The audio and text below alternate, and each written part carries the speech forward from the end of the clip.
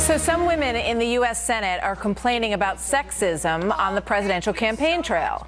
Democrats such as Maryland Senator Barbara Mikulski are saying that Hillary Clinton is often judged by a double standard. Quote, many of we women feel that there is a double standard. What's being said about Hillary is what women have heard for centuries. You're too loud. You're too aggressive. You're too pushy. Why do you want the vote? Lars Larson joins me now, syndicated radio host for Compass Media Networks, and Leslie Marshall is a syndicated radio talk show host and a Fox News contributor. Welcome to you both. It's good to have you both here this morning. I want to start by playing an exchange that sort of is what got this conversation started in the first place, and Dianne Feinstein has also been singing a similar tune on this. But this is the conversation that they've referenced. She shouts. There is something unrelaxed about the way she is communicating. I was watching her, and I said to myself, has nobody told her Kristen has interesting information that the microphone works? Leslie, obviously that was a critique of Hillary Clinton on the campaign trail. But is anything about that critique sexist?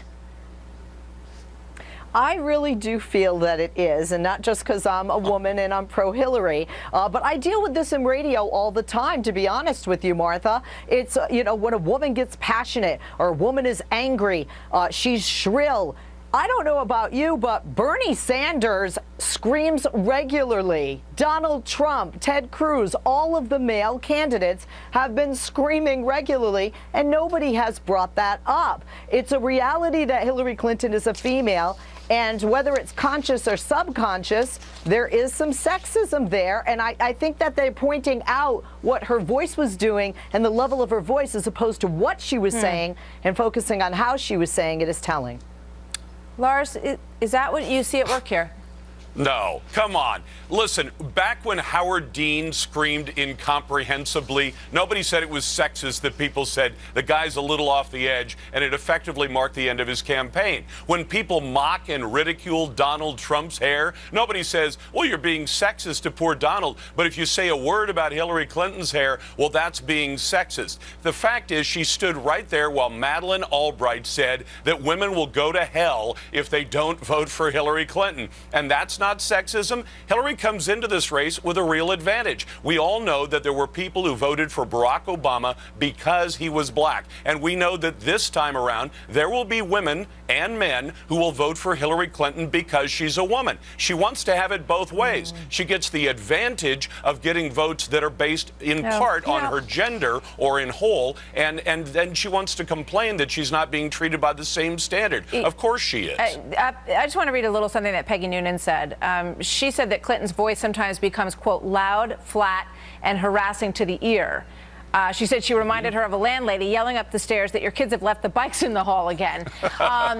Leslie, I just wonder, Hillary Clinton has been having a little bit more of a tough time than people thought she was going to have, right? We weren't hearing these things from Senators Feinstein and Mikulski at the beginning of this race. We're hearing them now.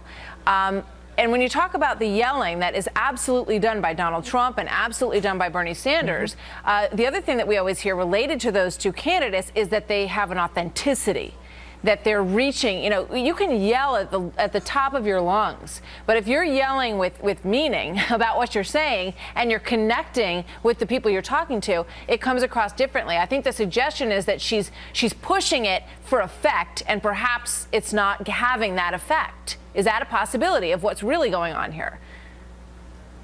I think that some people want to use that explanation as justification for the fact that they're giving a different reason as to why the men do it versus the woman. Why can't her passion or her anger or her frustration on what she's saying be as real as it is for the men? I like Peggy Noonan, but I gotta say meow to that statement. Why is it meow though, Leslie? Why is it always a cat fight? Why is it always a cat fight when two women have a criticism about each other? Why does it have to turn into that? To me, that's just digging us back into the hole, right? If we go at each other, it's got to be a cat fight.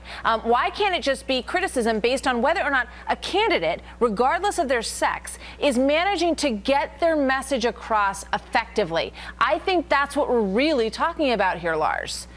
It's exactly what we're talking about here. And Hillary can't have it both ways. She's got to take the fact that sometimes she connects with voters, but many times she does not connect with voters. What she's saying is not resonating. And I think there's a certain amount of panic on her part because she thought she was going to roll into this, just like she thought she was going to roll to the nomination in 08. And I think she sees it slipping away from her to a guy that nobody ever thought Americans would back, a full-blown socialist, but he's outdoing her in the actual primaries, and she's afraid she's going to lose it a second time. And it's coming through in her voice. It happens to both men and women who are running for office when they begin to panic. Leslie? I mean, you know, Well, is Bernie the vote Sanders, for me because I'm a woman, tagline, is it just less effective in today's world? I mean, you know, you've got all these young college women who are, you know, very happy to vote for Bernie Sanders. Does the message that is about that, about Hillary and about Dianne Feinstein and Barbara Mikulski, both women have long, you know, respectable careers to be sure. But I don't know if it resonates anymore, just because she's a woman stuff.